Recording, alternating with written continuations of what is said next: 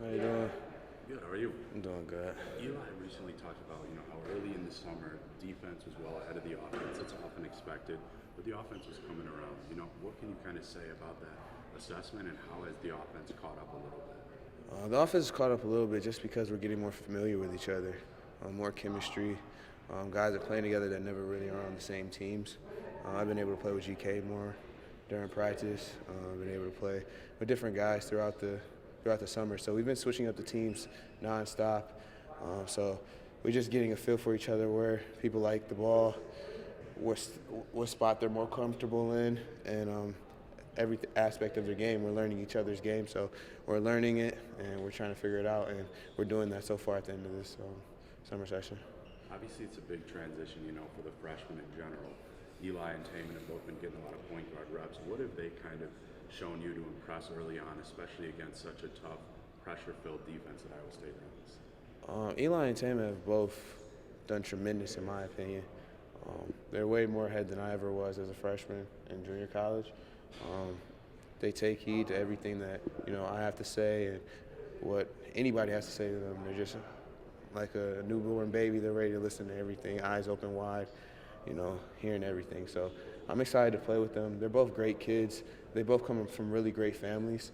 So, that makes it easier to become more comfortable with somebody when, you're comfortable with them every single day, being with them, laughing, joking, even though Taman's the most quiet one. But, I know that. So, I try to constantly get him out of the shell. And then me and Eli are completely from two different backgrounds. So learning his background and what he loves to do, and then he learning what I'm trying to do and things of that nature. So it's been a great experience. I love everybody on the team. But those two guys have really stepped up, and especially and even D.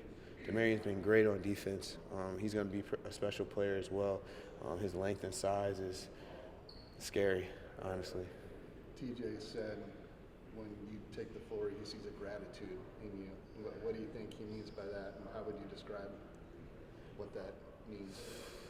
I'm grateful every day. A lot of people didn't think I would be here at a high major school. Me and my family, we always thought that I was here. I always believed that I was a high major player. It comes sometimes later than expected, but God has a plan for everything.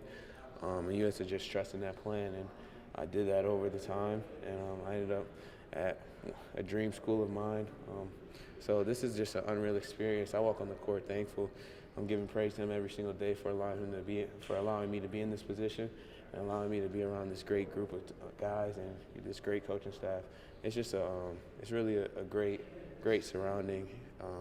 And I love everything about Ames. I love this school.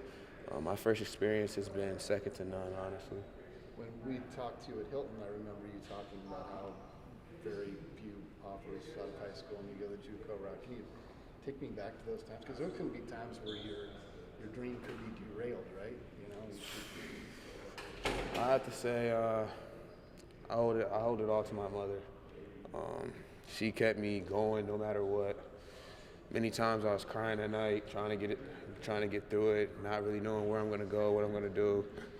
She was right there with me the whole time. So, I owe everything to her. So I can't take credit for any of that. She stayed on me. She kept pushing me. She was that mother and father figure for me. And we had to come to an agreement that sometimes I need my mother more so than my father. So, she was the one who instilled in me to never give up. She never gave up, being a single mother raising two African-American boys in a country like this. So traveling from baseball game to basketball game to baseball game to basketball game, and she did that all on a teacher's salary, So I've never had to want for anything. I give it all to her. But, I didn't have anything out of high school. Division two schools didn't even want to talk to me. Went prep school. That didn't eventually work out, and then had to go to junior college. Junior college, I still had about 6 offers out of junior college after my first year being a qualifier, and I ultimately ended up at Bonaventure.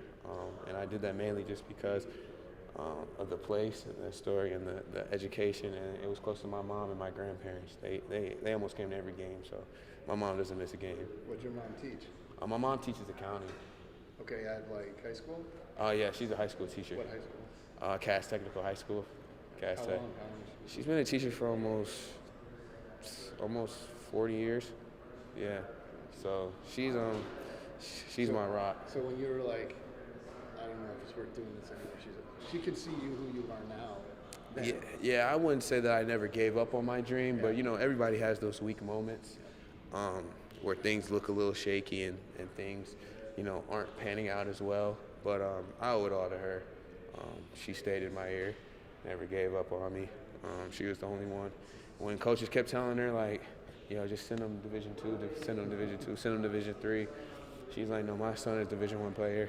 And, her and my grandparents always been there for me. So, the only reason I'm here, in my opinion, is obviously my work ethic, but her as well, staying in my ear. So.